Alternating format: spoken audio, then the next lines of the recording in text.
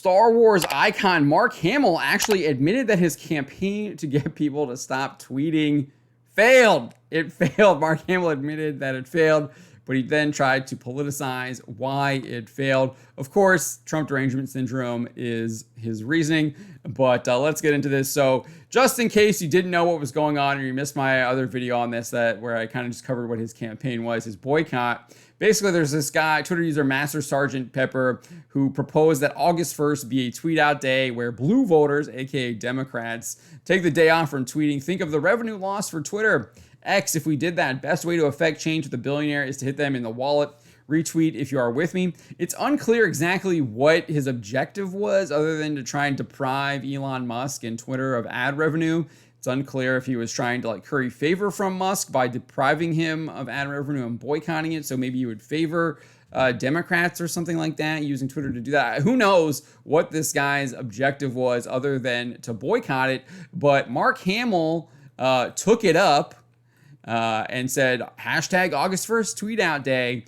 He would then go and basically quote tweet all these other tweets. He says, this will only be effective if everyone refrains from tweeting Xing on August 1st. Let's show the owner the power of the people. Honestly, would it kill you to keep your thoughts to yourself for one damn day? Read a book. So showing the power of the people to not comment on Twitter, I guess, again, who knows what their actual objective was? And then again, leading up to it, he says, tomorrow is August 1st, tweet out day. Join me, Master Sergeant Pepper, and the whole world in not tweeting for 24 hours. I won't dignify accusations that this is a political statement when it is, in fact, simply an experimental stunt, because I'm bored and want to see what happens, except we literally have Master Sergeant Pepper saying it's supposed to be a political stunt right here. Mark Hamill is quote tweeting the guy saying blue voters take the day off. So it's clearly a political stunt, and he's trying to say that he's just bored when indeed the whole thing is marketed as a political stunt.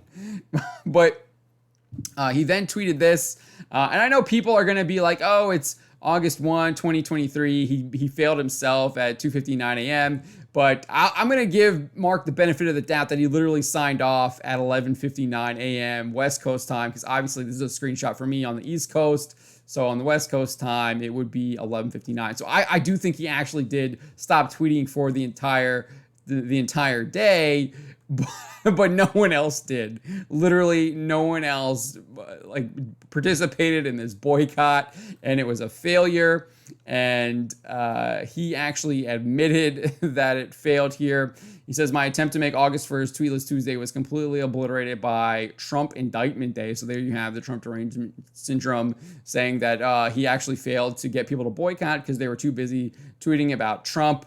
And then he said, which no less than Neil Katyal, who I don't even know who that is, but apparently it's some important person to Mark Hamill, says that was the most significant legal event of our lifetimes. The guy might not be wrong with that. We'll see how it plays out, but I don't know. That's a pretty bold statement. I'm pretty sure there might be some more. I think probably the most legal significant thing happened earlier this year when they overturned Roe v. Wade.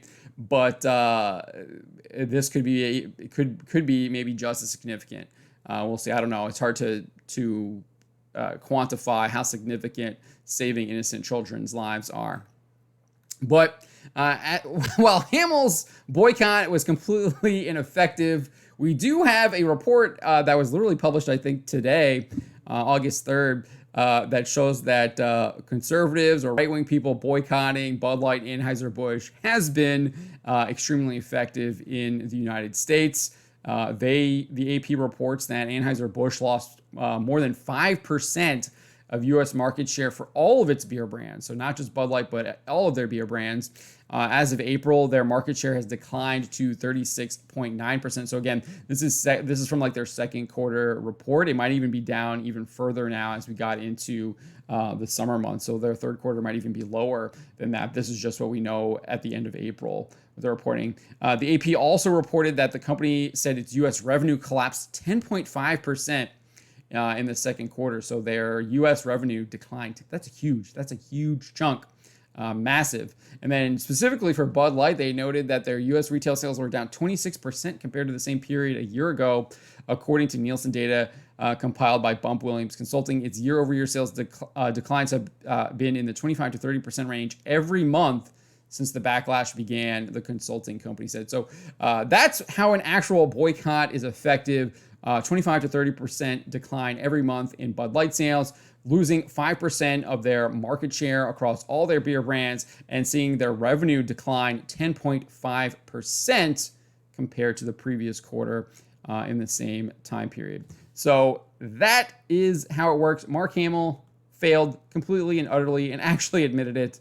And maybe that shows you that the left doesn't have any real political power at the moment when one of their biggest celebrity icons can't even get them to stay off of social media for a day. Subscribe for more.